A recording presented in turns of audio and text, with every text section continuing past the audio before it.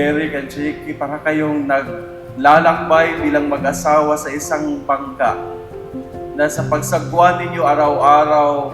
But the promise of Jesus is hindi yung wala ng problema, bagkus kahit sa inyong paglalakbay, kahit sa maraming problema o kawalan ng problema, kasama ninyo ang Panginoon. When it all feels like a movie, when there's no fall, not a thing we would change.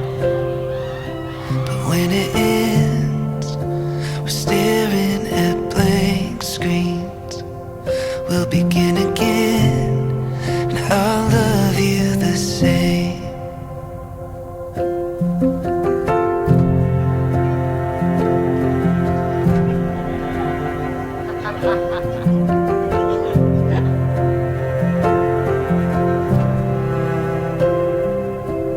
When we can't stop turning pages with bated breath of what we might find.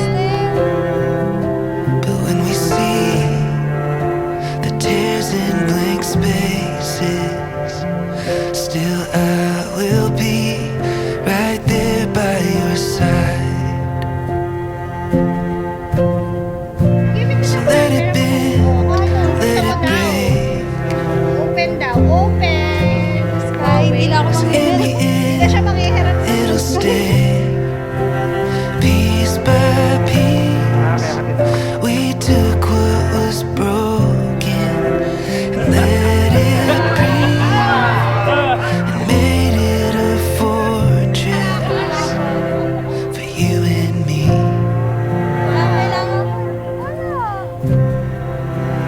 Piece by piece. Kung meron ako pagbabago, yung magandang pagbabago. Siyempre. Of course. Sa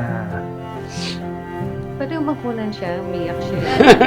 When we find all we've been searching, and when the Derek, sumasang-ayon ka bang maging may bahay si Jake na naririto ngayon, alinsunod sa batas at mga alintuntunin ng ating banal na simbahan? Opo, Father. Buong puso ba ang pagkakaloob mo sa kanya ng iyong sarili bilang kanyang asawa? Opo, Father. So let it bend, let it break. 'Cause in the end, it'll stay. Piece by piece, we took what was broken and let it breathe and made it a fortress for you and me. For you and me, piece by piece. Mga kapatid, let us welcome Mr. and Mrs. Derek Isaac at Chiki Alvarez. Sa inyong pagsasama, nandun na yung katapatan. Na ang katapatan na yan, ang siyang katapatan na inyong maihandog sa Panginoon. Ang katapatan bilang mag-asawa, ang katapatan na commitment at katapatan bilang ilaw ng tahanan at bilang haligi ng tahanan, ang siyang inyong maialay para sa Panginoong Yesus.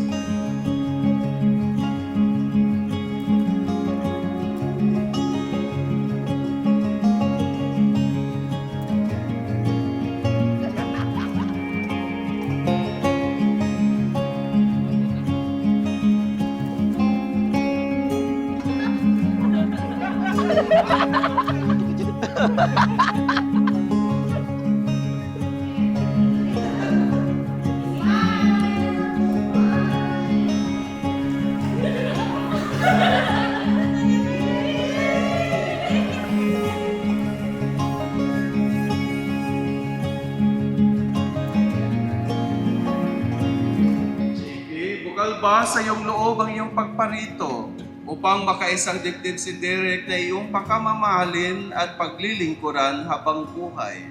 Opo, Father. Derek, bukal ba sa iyong loob ang iyong pagparito upang makaisang dibdib si Chiki na iyong pagkamamahalin na paglilingkuran habang buhay? Opo, Father.